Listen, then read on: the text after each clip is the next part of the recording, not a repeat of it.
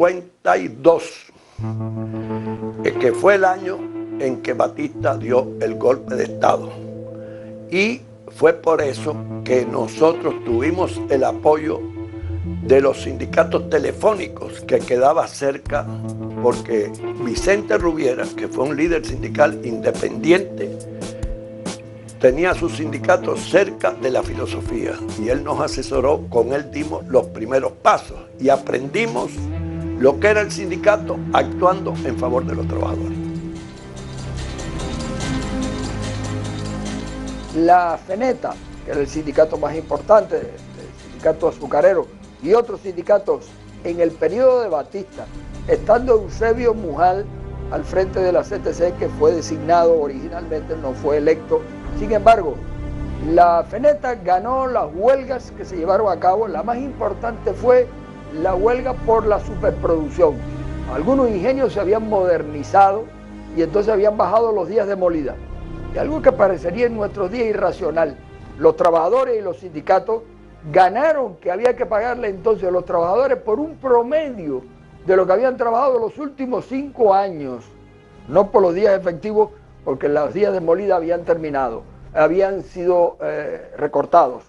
Los tabacaleros igual ganaron varias huelgas porque también se introdujo maquinaria más moderna en la fábrica de los cigarros que aumentaba la producción y entonces quedaron trabajadores fuera y demás. Había que pagarle una recompensa. Y en todos esos años, además de eso, los convenios colectivos de trabajo ganaron numerosas nuevas conquistas de representación ante la mesa de negociación de cada central azucarero, por ejemplo. Sí, los dueños de ingenio y los administradores tenían que reunirse con el sindicato para discutir decisiones de personal y prácticamente eran inamovibles. Los trabajadores de los centrales azucareros y de otros sectores como los tabacaleros y el transporte, había que seguir un expediente muy engorroso. Iba al Ministerio del Trabajo para poder despedir un trabajador. Los requisitos que debe de reunir un trabajador, bueno, ya lo había dicho, un trabajador que es militante de la juventud, del partido, que está integrado, al momento lo están incorporando, lo están ubicando y en buenas plazas, Quien no tiene estos requisitos, simplemente, bueno, quizás en una agricultura o en una construcción, trabajos de menor cuantía y que son los más difíciles y más malos de realizar. En el periodo de Batista, que es el periodo que precede a la gran tragedia de Cuba y que la causa, hubo huelgas en los centrales azucareros.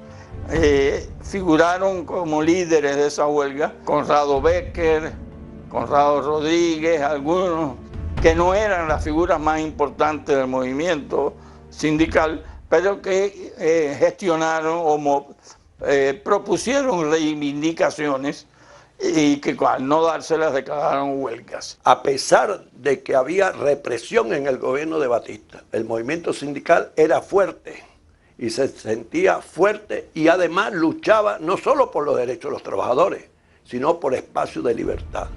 Por eso se hizo la huelga muy famosa de 1955 que hicieron los trabajadores bancarios, dirigida por José María de la Aguilera, Reynold González, y donde el compañero Mariano Benítez fue preso y lo sacaron de la cárcel el enviado del Papa y fue para España exilado. Después hicimos la huelga de 1957, cuando Fran País, y que esa fue una huelga que se desarrolló sobre todo en Oriente y Camagüey. Después hicimos la huelga de abril de 1959. En todas esas huelgas el Partido Comunista se opuso porque era aliado de Batista. ¿Qué sucede? Este es un gobierno totalitario, que ellos le llaman la dictadura del proletariado, que no es más, es un truco, no es más que la obsesión por gobernar y tener el poder sobre la sociedad. Los movimientos de resistencia cívica en las ciudades, el movimiento 26 de julio, era un movimiento de clases medias, no de la masa obrera. Hubo algunos, sí, que se levantaron por aquí y por allá, pero en general, en la lucha contra Batista, la clase obrera estuvo ausente. Y por eso es que Castro al principio trata de darle auge diciendo que declaren una huelga general y decir esta huelga es la que nos ha dado el triunfo. El pueblo cubano, los trabajadores cubanos, que creíamos en la libertad, en la democracia, en la justicia social y creíamos en el poder social organizado, organizamos esta huelga. Y la verdad es que Fidel Castro pudo bajar de la sierra y llegar al Palacio Presidencial por la huelga general de 1959, que duró 8 días, gracias a que el movimiento sindical paralizó toda la empresa. No fue Fidel, fuimos los trabajadores organizados en el Frente Obrero Nacional que hicimos esta huelga y que hicimos posible que la insurrección llegara al poder.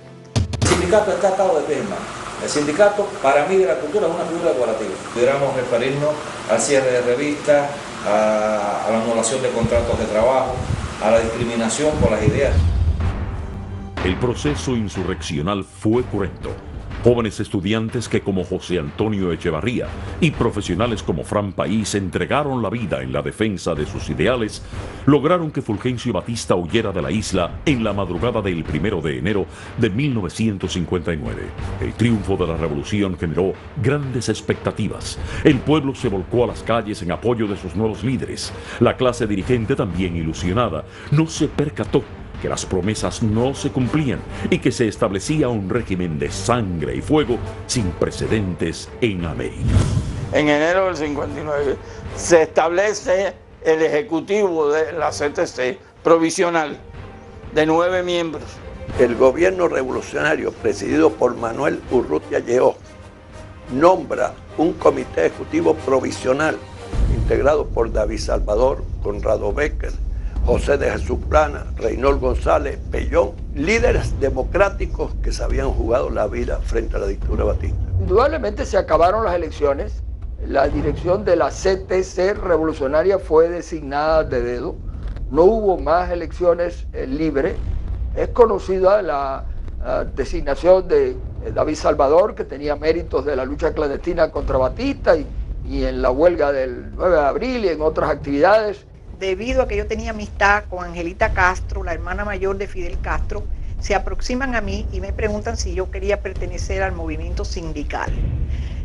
Analizando hoy en día, mirando hacia atrás, yo nunca fui sindicalista ni nada de eso, pero entonces como me preguntaron y me pidieron, entonces fue cuando entré en el año 59 en el movimiento sindical, representando mi departamento, que era la Superintendencia General. Yo trabajaba en Carlos III, y la planta de Tallapiedra.